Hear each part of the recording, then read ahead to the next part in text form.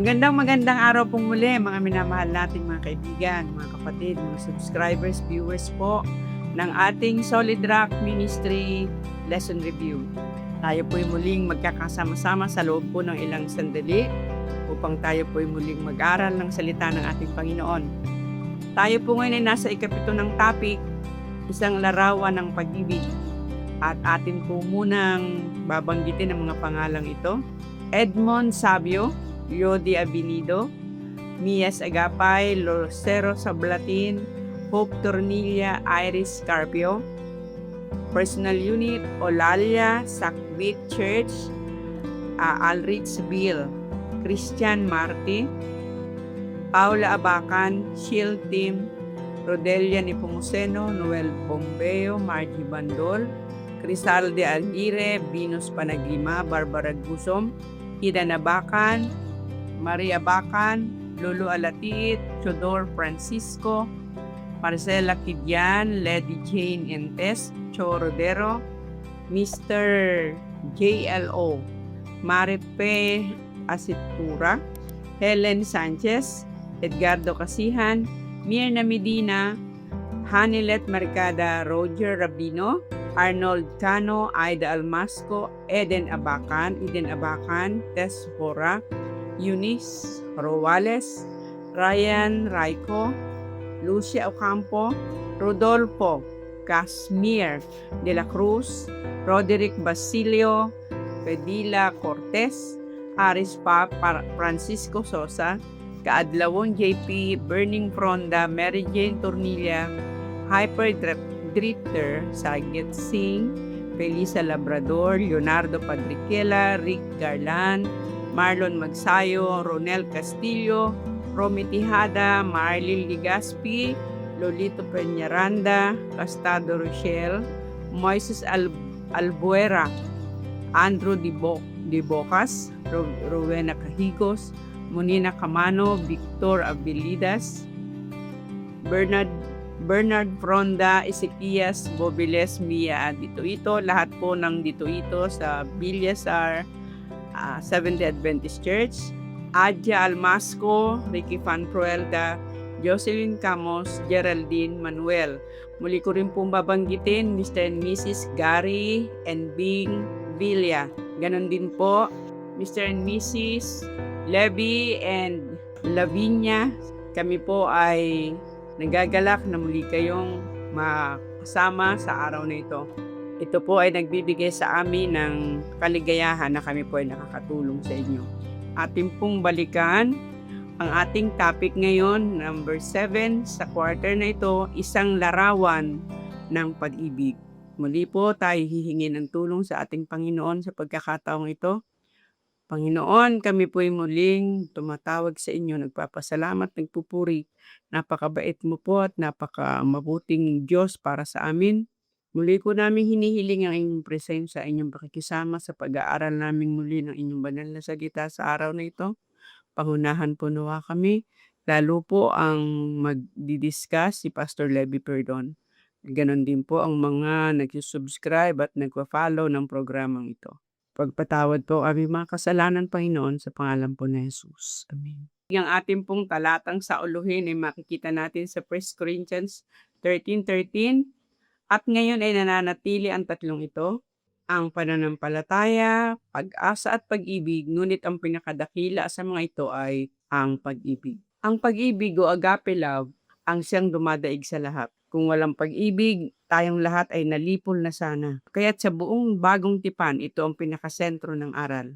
Sapagkat ito ang ebanghelyo, ang Diyos ay pag-ibig, hindi katakataka na ito ang idiniin ni Pablo sa mga taga-Korinto at sa bawat mananampalataya. Ang pag-ibig ang siyang nagpakilala na tayo ay tayo ay mga tunay na alagad ni Kristo o tunay na mga naging anak ng Diyos. Kung nasa atin ang lahat ng kaalaman at pananampalataya datapot walang pag-ibig, tayo ay walang kabuluhan. Sinabi ni Ellen G. White, the church is the repository of the riches of the grace of Christ. And through the church will eventually be made manifest, even to the principalities and powers in heavenly places, the final and full display of the love of God. Acts of the Apostles page 9, paragraph 1. Pag-aaralan po natin ito ngayon. Narito po ang mga katanungan na tatalakayin sa atin ngayon. Number 1, higit sa anumang kaloob, ano ang napakahalagang kaloob ang marapat nating nasain? At ano ba ito?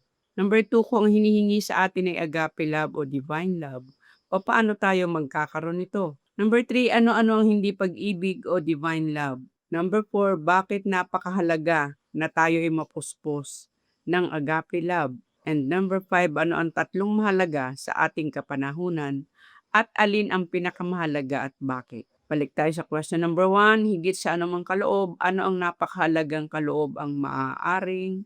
Balik po tayo sa question number 1, higit sa anumang kaloob, ano ang napakahalagang kaloob ang marapat nating nasain?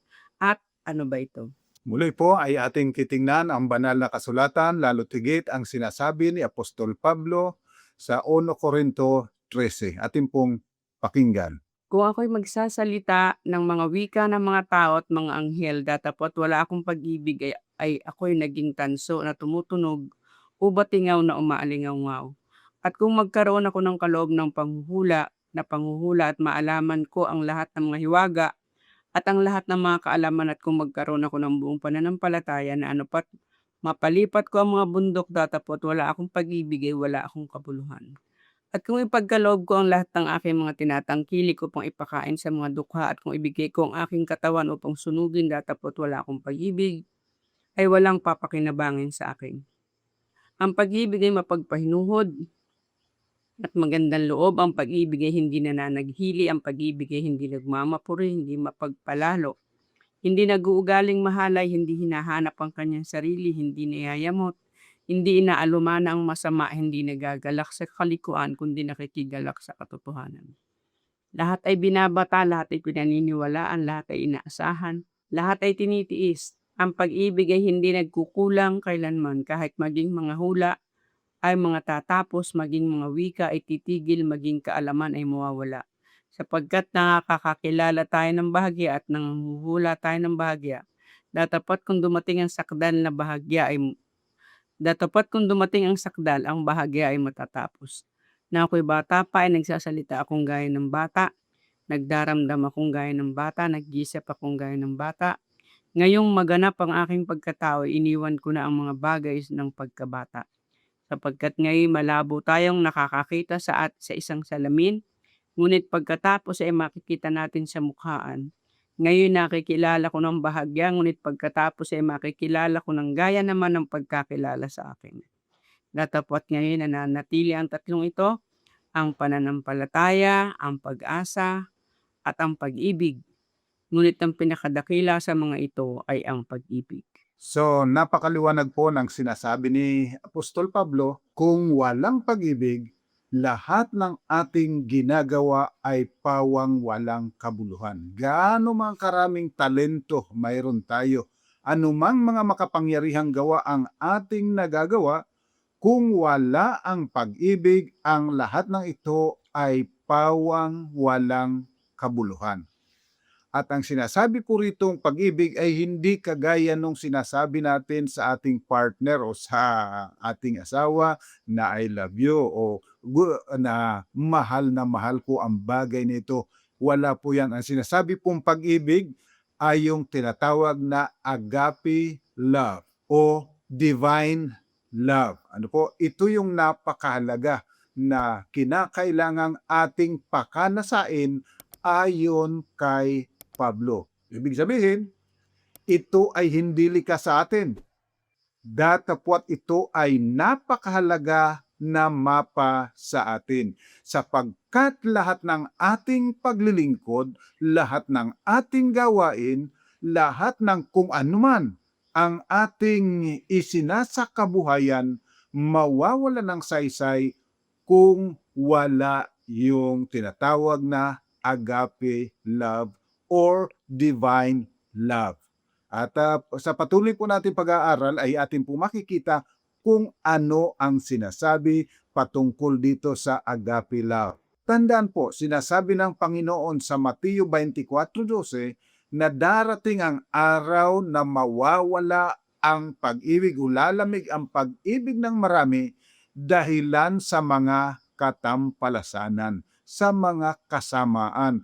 Yan ay lalago ng lalago hanggang mawala ang pag-ibig. So ang ibig sabihin po, napakahalaga na yan ay ating pakanasain. Napakahalaga na yan ay ating idalangin. Napakahalaga na ating parating muni-muniin ang mga bagay na ito sapagkat darating at darating ang araw na napakahirap ng masumpungan itong tinatawag na agape love or divine love sapagkat lalago nga po ang kasamaan sa sanlibutan ito.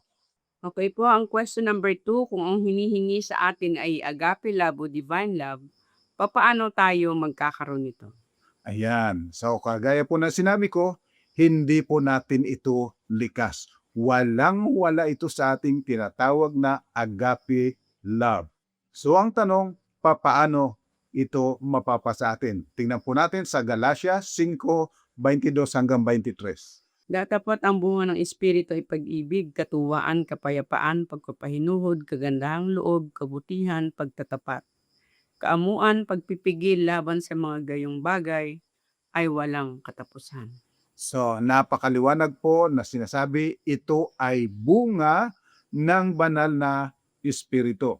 So, una sa lahat, kinakailangan talaga nating hilingin na tayo ay gabayan at pagkalooban ng banal na Espiritu ng kaloob ng pag-ibig. At pangalawa, pakatatandaan, sinasabi ito ay bunga ng Espiritu. Ibig sabihin, mayroong proseso na kinakailangang mangyari upang ito ay maganap sa atin. Ito ay hindi kaloob na biglaan. It is a process kasi bunga po yan.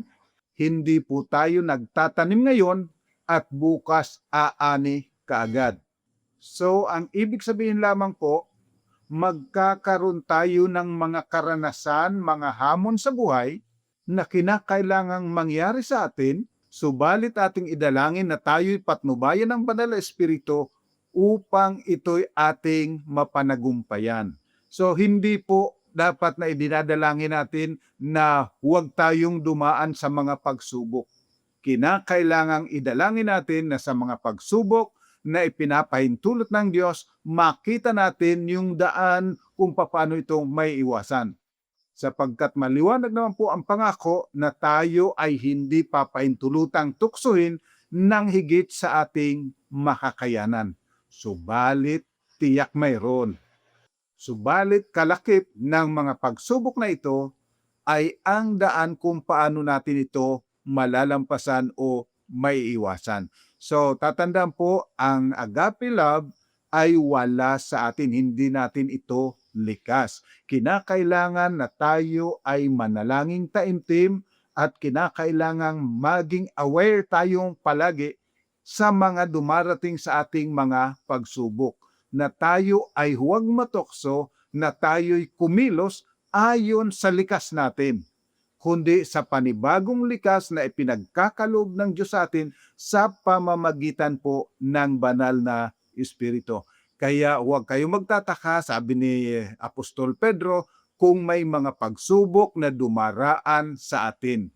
Sapagkat yan ay dinadaanan ng lahat ng mga anak ng Diyos, palibhasang ang lahat ay kinakailangang lumago hanggang sa magkaroon ng tinatawag na agape love. Ano po?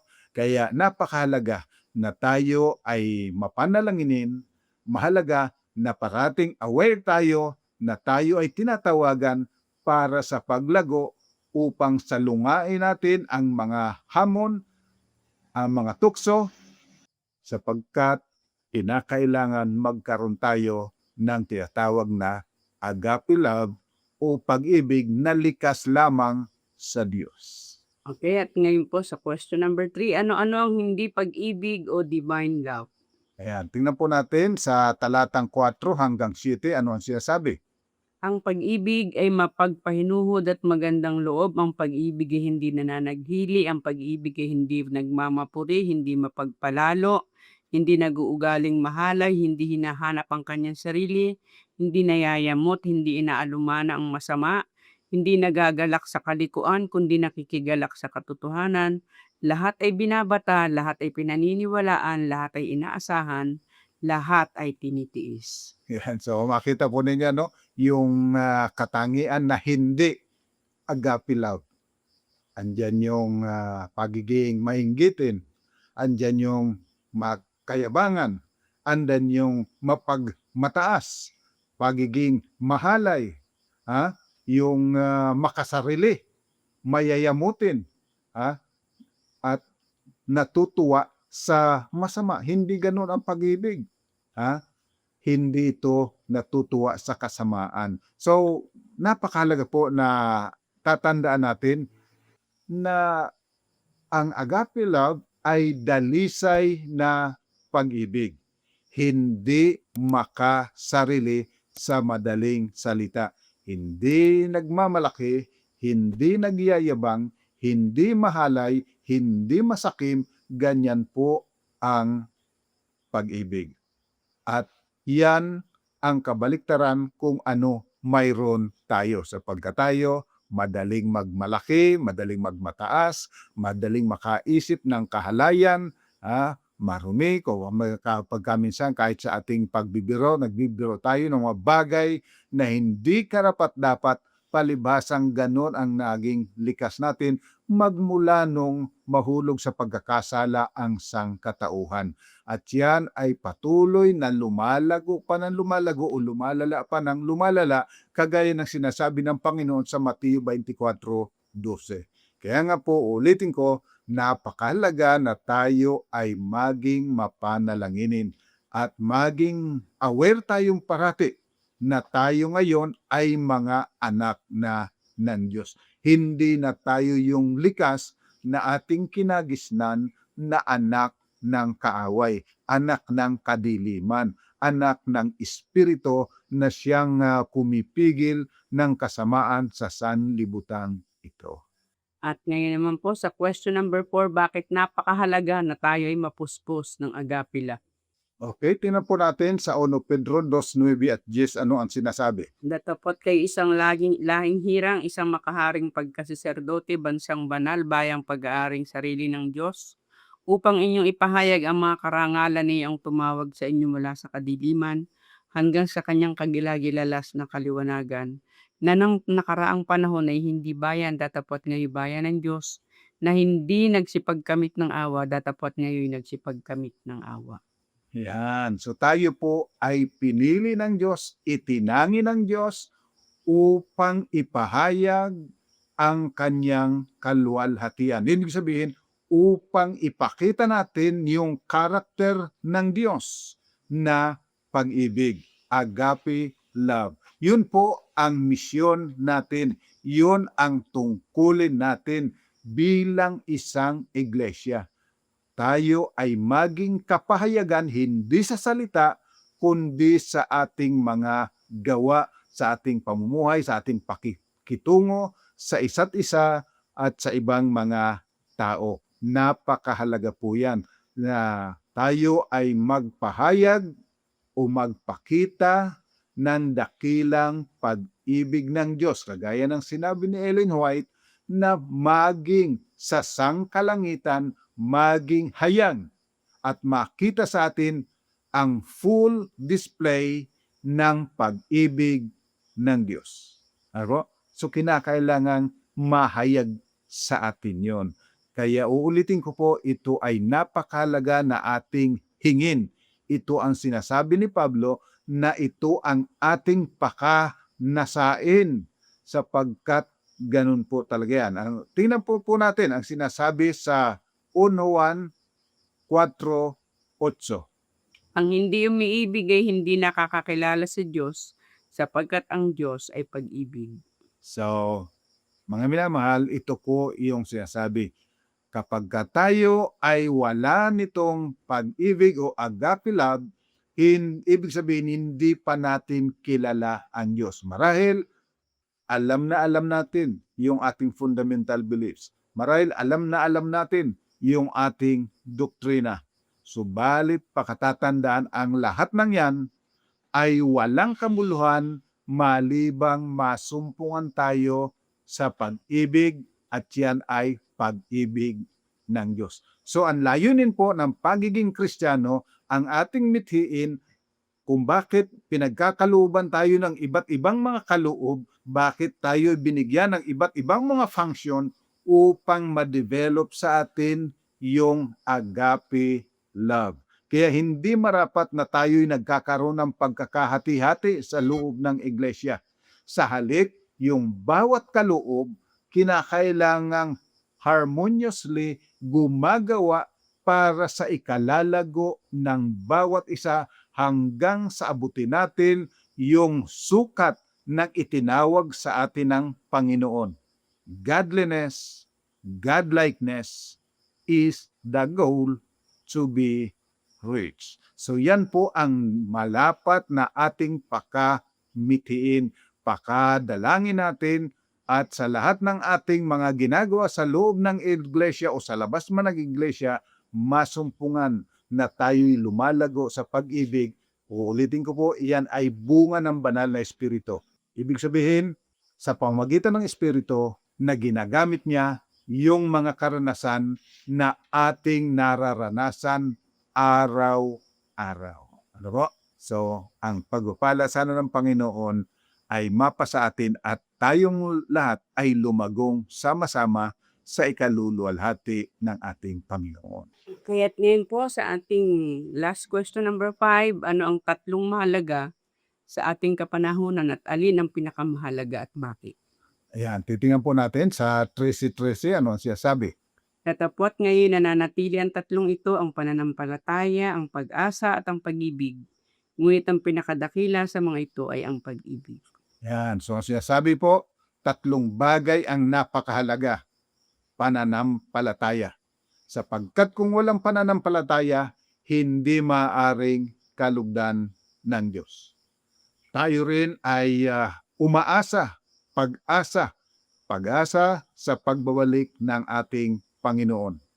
Subalit ang pinakamahalaga ay ang pag-ibig, sapagkat ito ang mananatili. Sapagkat pag naganap ng lahat, lilipas na yung pananampalataya. Sapagkat yung pananampalataya ay paniniwala sa mga bagay na hindi nakikita. Datapot sa panahong dumating na ating Panginoon, makikita na natin. So, hindi na kailangan yung pananampalataya sapagkat tayo'y nabago na at tayo ay nakikita ng Diyos ng mukhaan. Ano po?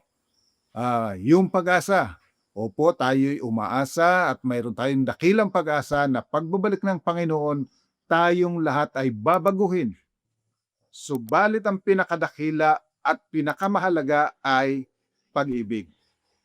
Sapagkat ang pag-ibig nagpapatunay ngayon na tayo ay mga anak ng Diyos at ang pag-ibig ang karakter ng bagong langit at bagong lupa na ipamamana sa atin ng Panginoong Diyos.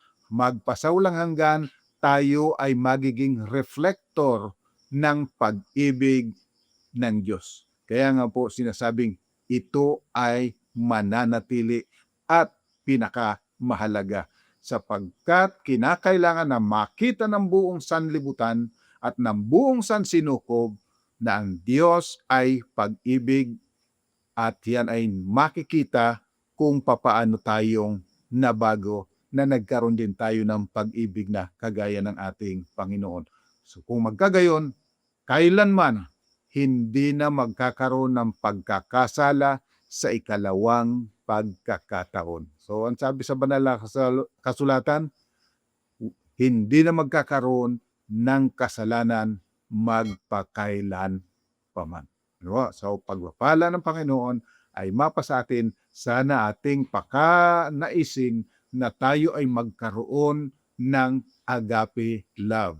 Ulitin ko po, ito ay hindi natin likas, kaya nga sinasabi, ito ang ating pakanasain.